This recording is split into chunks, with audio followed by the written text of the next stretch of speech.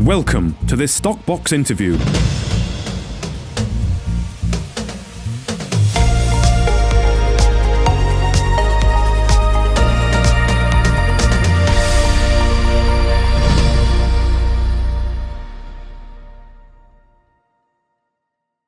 Joining us this morning is Ben Turney, the CEO of Kavango Resources. Ben, I think this is the second time I have spoken to you in a week. Welcome back. How are you doing?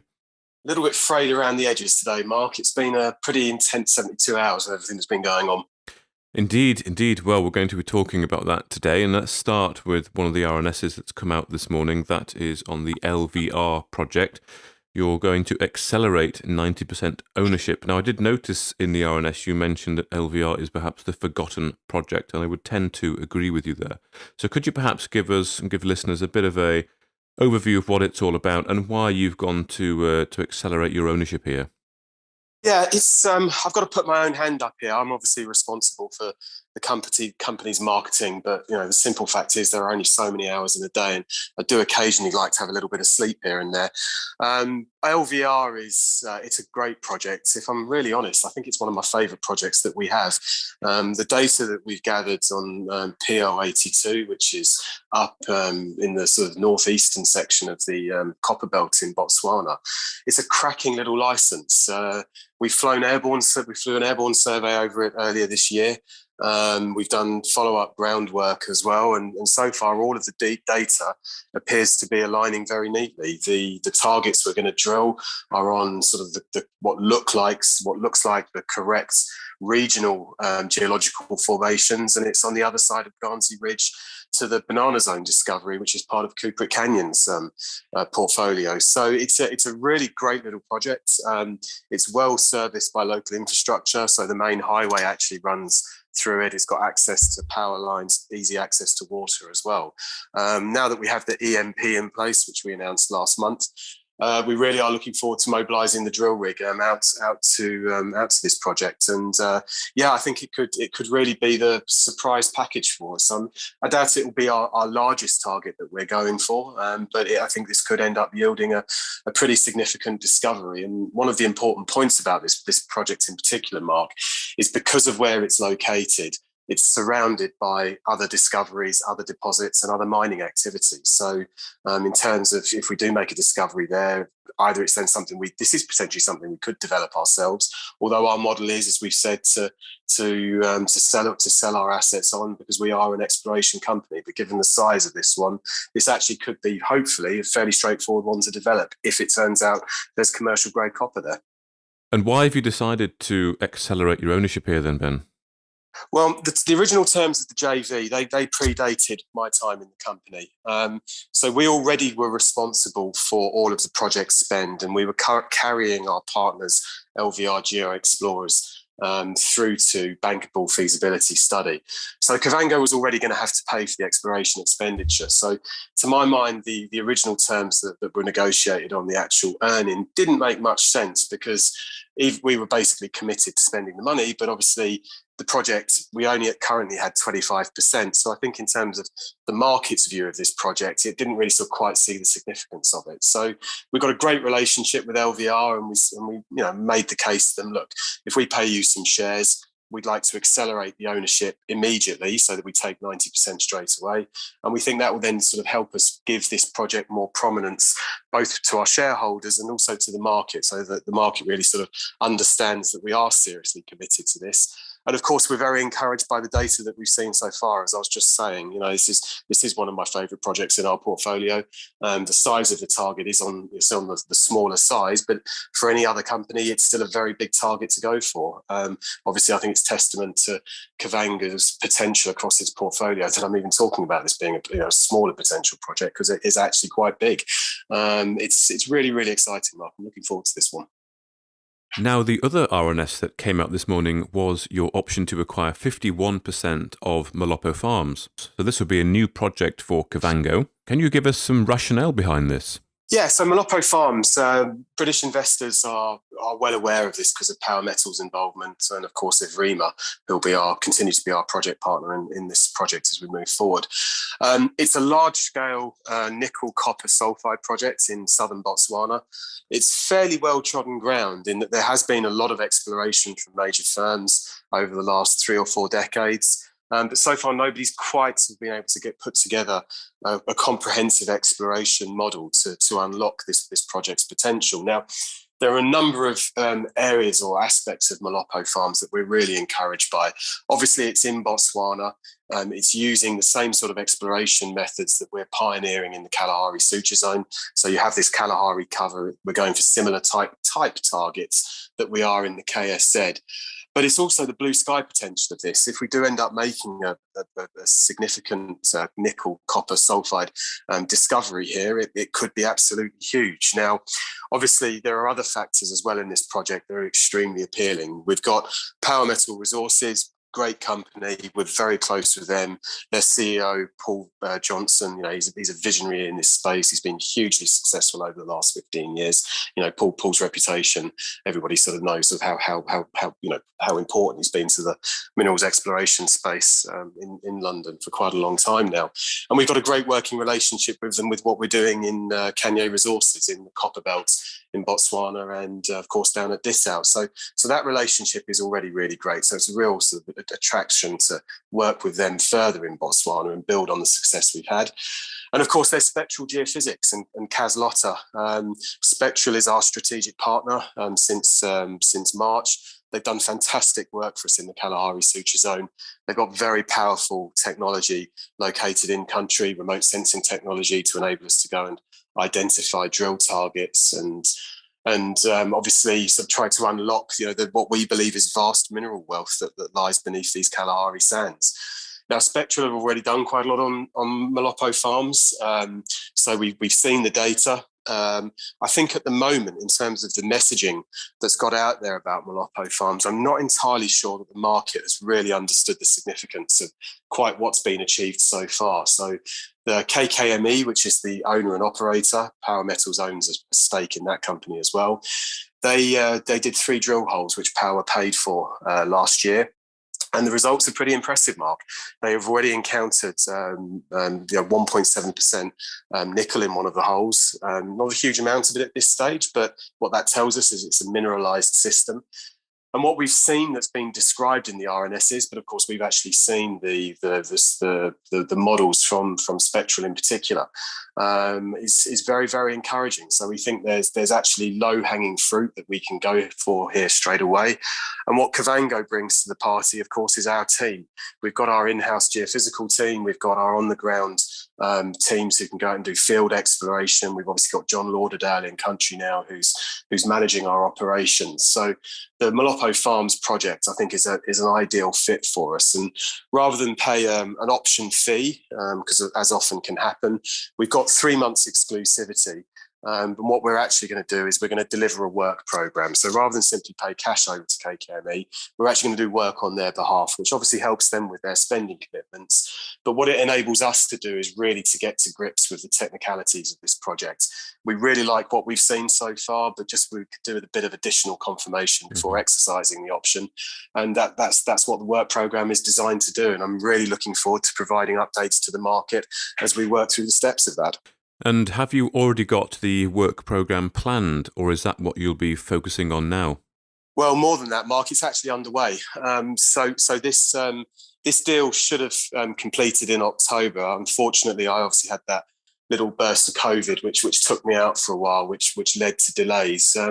We took a bit of a risk on this because we've been talking with KKME since earlier in the year, but in sort of more detail since September. We decided that we just would go ahead with beginning the work program. There was no point delaying just because I was ill, because we were confident we were going to sign the option agreement. So the work program is already underway. I believe the cores have already been sent off because we were already obviously sending core samples off from our KSZ drilling that's ongoing at the moment. And there's our teams are out doing some of the geochem work over one of the targets, and we're about to deploy Spectral to do a moving loop survey over another target. So it's all well underway, and yeah, I'm hoping that we'll have some news flow this side of Christmas. Okay, excellent. And I've noticed some comments and a theme that you've been speaking of before, which is a vision to build a world-class minerals exploration firm in Botswana and have a high-quality pipeline of projects that you can acquire or earn into. So this, again, with Molopo Farms, is part of that strategy of advancing and expanding your footprint, a potentially compelling project in Botswana. That's exactly what it is. The great taboo in minerals exploration is, of course, failure. No companies like to talk about failure. They're all terrified that, they feel that private investors in particular are so sort of fragile and fickle that we can't have, an honest conversation about what it takes to be successful in this business. The simple fact is that minerals exploration is complicated, it's challenging, it requires a lot of technical skill, and it requires a lot of determination as well. The infrastructure that we've built up in Botswana and the team that we've built up, I love working with these people, Mark. I mean, I absolutely love it. It's they're great people to work with, and I see sort of it's not only the quality of what they do, it's the insight and the creativity as well. It really is genuinely inspirational being surrounded by such smart people, and obviously now that I'm as confident as I am in the team, the numbers element of this game is we need projects. We can't say which of our projects will succeed. We believe we've got excellent chances across all of our portfolio. We feel confident about all of our portfolio, but until we actually start sticking the drill bit in the ground, we'll never know what's actually down there. And as we said in the presentation last night with Jeremy Brett, Mother Nature can be cruel. You can have the best looking targets in the world and they can turn out to be nothing, or you could end up pursuing a spurious lead and you end up with a world-class mine. It's, the sort of the difference between success and failure can be that thin. So from our point of view, now that we've got the team in place, we're extremely well financed, we've got great shareholder support, and obviously we've got great support in country as well in Botswana. Our focus is to remain in the country. The more obviously more projects we can be involved in, using the latest technology to penetrate through this Kalahari cover to identify drill targets, we think that's where our real competitive edge is. So for us, Molopo Farms is an obvious extension. I think at this point we'll probably not take anything else on for the foreseeable future, but of course we're always open to other ideas. I mean, this will mean we've now got 5 major project focuses, 2 up in the Copperbelt, Kalahari Suture Zone, of course, Ditau, and now hopefully Molopo Farms if we execute this option. So I think we significantly increased our chances of making a major world-class discovery with this deal. And I wonder if you've talked about mitigating the risk of exploration and Molopo Farms part of that plan. Could this perhaps suggest that you're not as confident about what you're seeing from the KSZ in terms of the exploration program and the drill results that you're seeing at this stage, and you're mitigating that risk by acquiring other projects? Absolutely not. No, Mark. I mean, what this drill campaign has already been an overwhelming success. What we've encountered in the Proterozoic, sort of the leads that we've picked up, the evidence that we're gathering on, not only on the system's potential, but also to validate the exploration methods we've been using. The KSZ is incredibly exciting. I mean, we've talked about this B1 conductor that we're going for now and just how enthusiastic we're feeling about that alone. One thing you've got to remember, and I think maybe we could have maybe brought it out in last night's presentation a bit better, we've only conducted 9 TDEM surveys so far. That covers around about 90 square kilometres, just under, of our entire land, 81 square kilometres, I should say, of our entire land package in the KSZ. We've got 8,800 square kilometres. Now, of course, not all of that is going to be prospective to justify TDEM surveys, but if we look at the 30-kilometre strike and the Great Red Spot alone, and those are just 2 of 5 areas within this northern section of the KSZ that we're looking at the moment. I mean, we could potentially run, dozens and dozens and dozens more TDEM surveys looking for conductor targets. So no, absolutely not. I mean, it's a good question to ask, and it's no doubt one that, people might be thinking to themselves, is this a sign that, maybe they're going to back off the KSZ? Absolutely not. And, what the words that we're using behind the scenes in terms of the KSZ, it's damn the torpedoes. This is a big project. We're punching well above our weight in the KSZ. We know that, but every step we've taken so far has been a step forward, and yeah, we feel extremely confident about it. So yeah, it's much more though about increasing our overall chances of success. Like I said, exploration can be a very fickle business. It is very risky. And so with the team that we have in country, the guys that we've got working for us, the brain power that there now is in the company, the more sort of the high quality projects that we can push through our pipeline, the greater chance we have of making discoveries that we can then sell. So no, definitely not a reflection on the KSZ. It's far more an expression of confidence in our team and in the future of Botswana. Okay, thank you. Another question I have been slightly different, but I've heard that there is perhaps another or a new variant of COVID, unfortunately, coming out of Southern Africa, particularly in the Botswana region. Is that something you're aware of? Are you concerned about it? Well, look, we're definitely aware of it, and yeah, I mean, of course, we're concerned. You know, the safety and the health of our team and their families is paramount. What I would say is that we have taken precautions as a company. The summer was pretty bad for COVID in Botswana and has led to quite a bit of disruption in terms of supply chain and processing of administrative functions. But in terms of our overall operations, we think we should be fine. We're obviously exploring in country that's pretty remote, so there aren't major population centres. The drill rig is completely isolated. They've got very strict COVID protocols. Mindea Equity Drilling, fantastically well-run firm. You know, they kept on drilling through the summer when the COVID situation was acute. So yes, it's definitely something we're aware of, and of course, yeah, like I say, we're concerned about everyone's health and safety. But from an operational point of view, we expect to be able to continue unimpeded. But of course, you never know with these things. We've done everything we can, and I'm afraid it's a little bit in the lap of the gods now as to what happens next. Okay. Well, I know that you mentioned that you did a presentation with Jeremy Brett, which was received quite well. What did you talk about during that presentation? Yeah, so we presented last night at Proactive's event, and what I want to start doing over the coming weeks is getting more of our technical team out to start talking about our projects. I think the market's got a bit tired of listening to me and sort of my non-technical explanations of everything. It really is time we got the brains of the operation out on deck. So last night we were joined by Jeremy, and he presented his view of the B1 conductor. Now, we're obviously extremely excited about this drill. We're down now to about 125 metres, I think, overnight. So we got Jeremy to tell the market what he's told us. We published a really interesting graphic that Jeremy's produced, which shows the orientation of the B1 conductor heading towards what we believe is the magnetic high of the Great Red Spot. So it does seem to be oriented on potentially a same sort of structurally controlled dip. So if it does turn out we're correct about this, and from what we know about the local stratigraphy from the hole that we recently drilled, KSZ DD001, we believe that the conductor appears to be at the same elevation roughly as Karoo Gabbro that we encountered. So it's too early, obviously, for us to say anything definitive, but we are encouraged by the data that we have, and we are excited about this hole. So if people do get the chance to view that video and listen to what Jeremy has to say directly, I'd strongly urge them to.